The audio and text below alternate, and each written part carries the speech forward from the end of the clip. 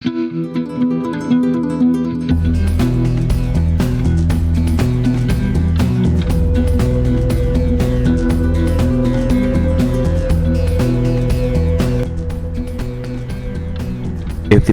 Strike Eagle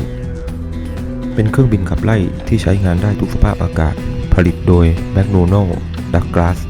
สัญชาติอเมริกันที่ถูกออกแบบมาเพื่อการทำภารกิจที่ต้องเข้าไปในพื้นที่ของศัตรูที่อยู่ในระยะไกลมันเป็นการดัดแปลงมาจาก F-15 Eagle ซึ่งเป็นเครื่องบินขับไล่เหนือชั้น F-15E ได้พิสูจน์ความสามารถของมันในการปฏิบัติการ Desert Storm โดยทำการโจมตีเป้าหมายสำคัญต่อสู้ทางอากาศและให้การสนับสนุนกับทหารราบในสงครามอ่าว F-15E Strike Eagle แตกต่างจาก F-15 ทั่วไปตรงที่มันมีลายหรือสีเข้มกว่าและมีถังเชื้อเพลิงที่ติดอยู่ด้านข้างของเครื่องยนต์ซึ่งไม่สามารถปลดทิ้งได้ในเดือนมีนาคม พ.ศ. 2524 กองทัพอากาศสหรัฐได้แจ้งให้ทราบถึงโครงการพัฒนาเครื่องบินขับไล่เพื่อมาทดแทนที่ F-111 Aardvark คอนเซ็ปต์คืออากาศยานที่สามารถทำภารกิจเข้าไปในดินแดนข้าศึกโดยปราศจากการสนับสนุน General Dynamics เสนอเครื่องบินแบบ F-16XL ในขณะที่ McDonnell Douglas เสนอแบบหนึ่งของ F-15 Eagle โดยในวันที่ 24 กุมภาพันธ์ พ.ศ. 2527 กองทัพอากาศสหรัฐก็เห็นด้วยกับ F-15E Strike Eagle ของ McDonnell Douglas แบบที่แตกต่างจาก F-15E ได้ถูกสร้างขึ้นให้กับประเทศอิสราเอล เกาหลี ซาอุดิอาระเบีย และสิงคโปร์ F-15E จะถูกพัฒนาด้วยเรดาร์แบบ Raytheon APG-63 หลังจากปี พ.ศ. 2550 มันประกอบด้วยหน่วยประมวลผลของ APG-79 ที่ใช้ในเครื่องบิน FA-18 EF Super Hornet พร้อมกับเสาอากาศของ APG-63V3 ที่ใช้กับ F-15C เรดาร์ถูกคาดว่าจะเริ่มพัฒนาในปี พ.ศ. 2551 ขณะที่ F-15CD ส่วนใหญ่ถูกแทนที่ด้วยเครื่องบิน F-22 Raptor แต่ก็ไม่มีการแทนที่เครื่องบิน F-15E Strike Eagle F-15E Strike Eagle เป็นแบบล่าสุดของ F-15 มีความแข็งแกร่งกว่ารุ่นอื่นก่อนหน้าถึงเท่าตัว F-15E Strike Eagle ถูกคาดหวังว่าจะคงประจำการอยู่จนถึง พ.ศ. 2568 กองทัพอากาศในปัจจุบันมองหาเครื่องบินขับไล่ยุคใหม่เป็นรุ่นที่ต้องเหนือกว่า F-15E Strike Eagle นั่นคือ F-35A Lightning II ซึ่งคาดการว่าในที่สุดจะมาทดแทนที่เครื่องบินขับไล่แบบ F-16 และเครื่องบิน A-10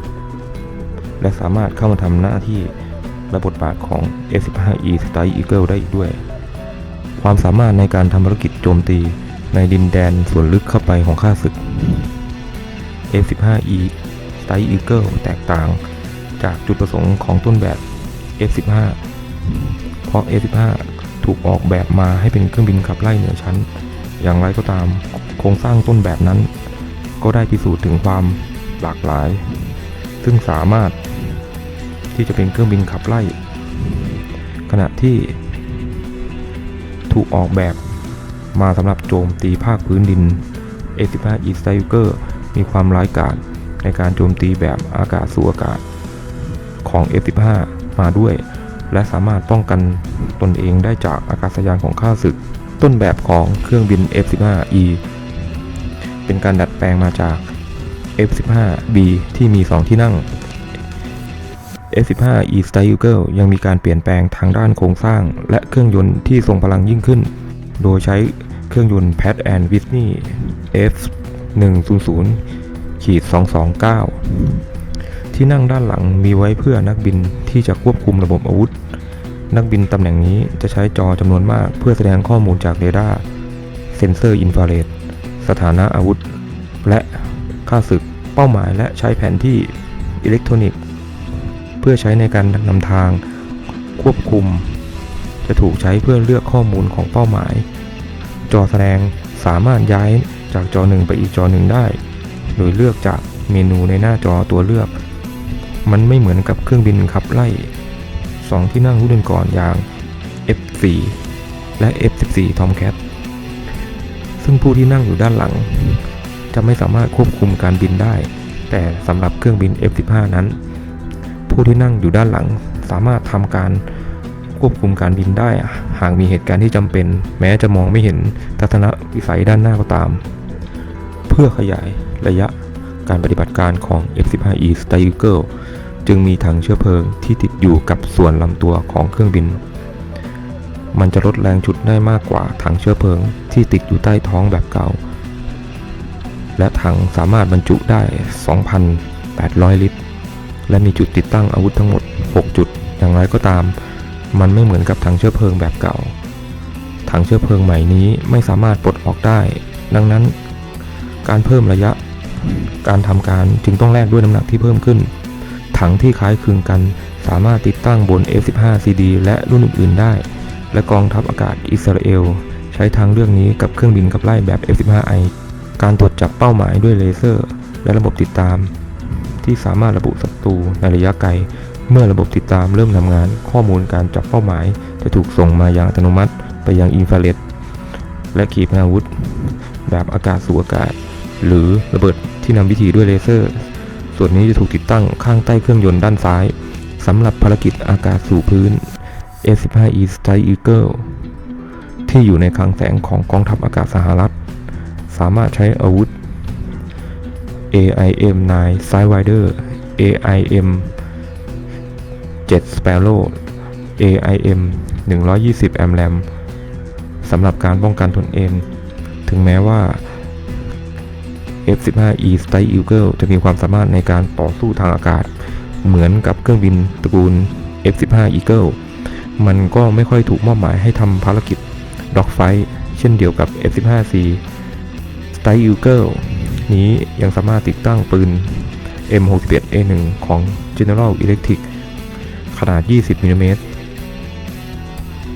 คุณลักษณะของ F15E Strike Eagle บรรทุกลูกเรือได้2นายความยาว 19.4 เมตรระยะระหว่างปลายปีกทั้งสองข้าง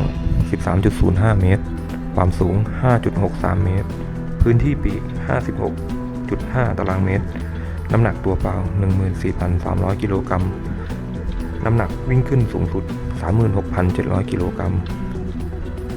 ใช้เครื่องยนต์ Pratt & Whitney F100-229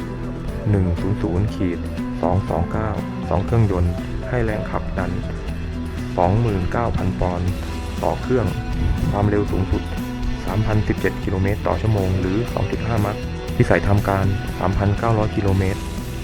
พร้อมกับถังเชื้อเพลิงทั้งภายในและภายนอกเพดานทำการบิน 60,000 ฟุตอัตราการไต่ระดับ 50,000 ฟุตต่อวินาที